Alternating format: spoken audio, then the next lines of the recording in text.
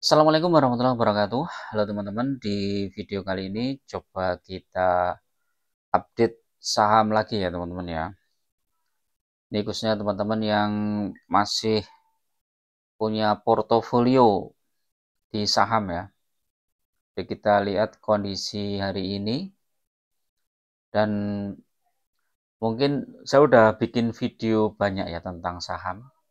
Dan kali ini agak spesial ya, saya coba tampil muka ya. Sebenarnya di video saya yang lain tentang yang bukan tema saham itu saya sudah ada, teman. Cuma saya lihat ternyata ini ya apa lebih menantang kalau kita lihat ya. Nah ini gimana nih teman-teman? Portofolionya uh, udah hijau apa masih merah? Jadi kalau portofolionya masih merah, teman-teman harus terapkan satu hal ini ya teman-teman. Jadi kalau teman-teman fokus di jumlah lot, maka mau portofolio merah mau minus berapa nggak masalah. Yang penting jumlah lot kalian itu nggak berkurang. Jadi itu teman-teman tekniknya. Dan teman-teman harus bersabar. Jadi ketika teman-teman pegang suatu saham yang bagus ya. Jadi syaratnya sahamnya harus bagus ya. Bukan saham gorengan. Dan saya udah bikin banyak tentang saham gorengan ya. Yang saham-saham yang harus dihindari. Dan itu murni pendapat saya teman-teman ya. Jadi ya bisa salah bisa benar ya. Jadi tolong dicermati dengan baik ya. Jadi ketika kita memilih saham yang bagus ya, saham yang fundamentalnya bagus. Taruhlah saham Big Bank ya. Saham Big Bank itu kan BCA, BRI, Mandiri, BNI gitu kan. Itu saham-saham bagus ya. Dan sekarang sedang terkoreksi. Terkoreksi dalam. Teman-teman punya berapa lot? Nah, misalnya punya 100 lot. Kemudian kalau minusnya berapa persen misalnya 30% misalnya minus. Ya anggap aja lah 30%. Ada yang 20%, ada yang 30%. Ya tergantung teman-teman masuknya di BRI ini dari harga berapa. Kalau di harga pucuk di tahun 2024 kemarin, ya minusnya banyak. Tapi kalau masuk ke BRI 2 tahun yang lalu, nah ini ya nanti teman-teman bisa lihat nih ya. Harga saham BRI ya 2 tahun yang lalu. Saham BRI, nah tinggal cari di Google nih teman-teman. Nah ini di sini ada nih 2 tahun yang lalu. Cek, kelihatan nggak? Nggak kelihatan ya. Nah, nanti sambil kita lihat ya. Jadi 2 tahun yang lalu itu harga sahamnya BRI itu berapa ini? 2023 itu sekitar 4.800 teman-teman. Ini grafiknya seperti ini ya. Kelihatan nggak ya? 4.800. Jadi turunnya 1.000 poin. Nah, kalau turun 1.000 poin, teman-teman mungkin pusing ya. Waduh minus ya berapa juta gitu ya. Tapi coba bayangkan, institusi-institusi yang besar itu pegang saham BRI itu mungkin nggak cuma 1 miliar 2 miliar ya, bahkan ratusan miliar ya. Nggak tahu ya saya jumlahnya berapa, karena institusi yang besar-besar itu kan mereka pasti pegang saham-saham yang blue chip ya, saham-saham big bank lah paling enggak, kemudian saham-saham yang dividennya cukup besar ya seperti saham sektor batubara dan lain-lain, atau Astra misalnya, Telkom gitu. Itu minusnya besar-besar ya. Nah, kalau minus 30% aja itu kalau yang punya institusi itu nilainya 100 miliar, minusnya 30 miliar, teman-teman. Jadi minus kita itu nggak ada apa-apanya. Nah, tapi kenapa mereka tenang ya? Walaupun mungkin keringat dingin juga ya. Walaupun keringat dingin ya karena duit banyak itu ya. Tapi mereka tenang karena apa? Mereka itu long term ya, teman-teman. Jangka panjang ya. Beda dengan trader loh ya. Kalau yang institusi yang dia trader, ya mungkin mereka nggak tenang juga ya. Mereka minus banyak, mungkin dimarahin sama investornya juga ya. Banyak kalau teman-teman lihat beberapa trader saham itu ya banyak yang stres juga ya dengan kondisi IHSG yang sekarang. Nah, kalau teman-teman long term, jangka panjang, misalnya anggap aja lah sampai 5 tahun ke depan, ketika saham-saham yang blue chip ini turun, itu adalah kesempatan untuk menambah lot ya. Makanya jangan sampai kita itu apa ya, all out ya, nggak punya dana cadangan. Kalau nggak punya dana cadangan itu, udah berat itu teman-teman. Karena ketika saham yang bagus turun itu saatnya kita beli. Ya, kapan lagi kita bisa beli saham BCA itu di harga sekarang ya? Saham BCA itu berapa itu? Murah banget itu ya. Kalau kita lihat ya, saham BRI aja 3.700, saham BCA berapa nih? 8.900 ya. Saham BCA itu 8.900. Kapan lagi itu udah turun banyak banget tuh dari 11.000 lah Mas. Turun 2.000 poin ya. Nah, kalau kita fokus di jumlah lot, maka kita akan tenang teman-teman. Ya kita tenang karena lot kita nggak berkurang gitu kan. Terus kemudian ya kalau kita ada dana tinggal nambah aja. Ditambah jumlah ininya apa, lembar sahamnya, lotnya ditambah.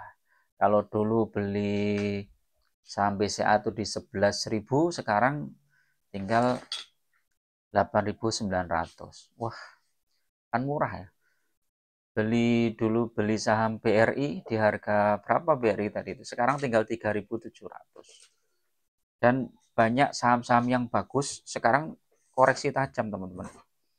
Walaupun tidak menutup kemungkinan beberapa waktu ke depan tuh masih terkoreksi dalam ya, karena situasi global ini nggak menentu teman-teman ya.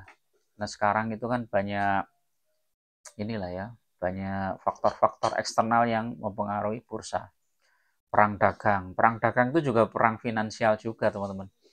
Jangan lupa ya tahun 98 itu bursa Asia ya termasuk Indonesia itu rontok juga ya. Bahkan dunia juga rontok. Tapi yang paling parah Indonesia itu paling parah ya. Dolar itu melemah, dolar itu menguat. Jadi rupiah melemah dari harga 2.000 menjadi sampai kalau nggak salah tertinggi itu 16.000 kalau nggak salah. Jadi melemahnya luar biasa.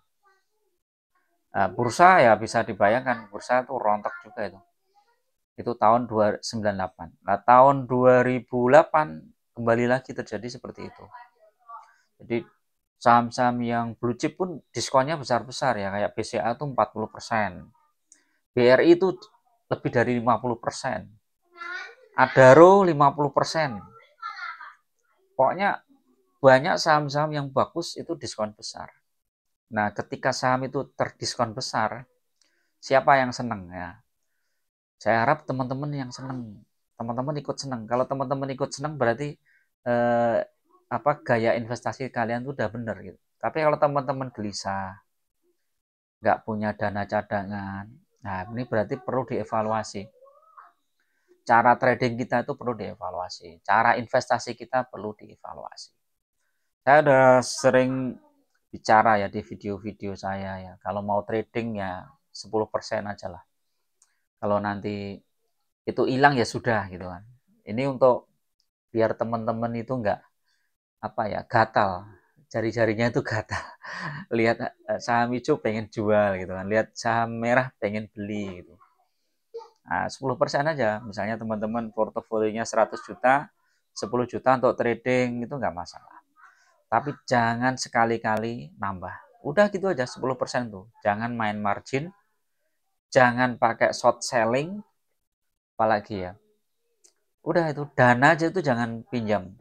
Kalau bisa dana itu benar-benar dingin gitu, dingin.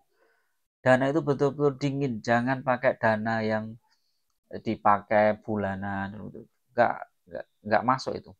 Dana operasional usaha itu nggak masuk teman-teman. Jadi benar-benar dana itu dingin. Paling tidak untuk 2 tahun ke depan, bagusnya 5 tahun atau 10 tahun ke depan. Nah, ketika saham itu terkoreksi dalam, kita punya dana cadangan, kita senang teman-teman, senyum-senyum. Makanya beberapa waktu yang lalu kita baca kan di media massa itu mungkin sebulan apa 2 bulan atau mungkin 3 bulan yang lalu ya sudah beredar ya bagaimana seorang Warren Buffett itu punya dana cadangan ribuan triliun dalam bentuk cash, bayangkan. Gila.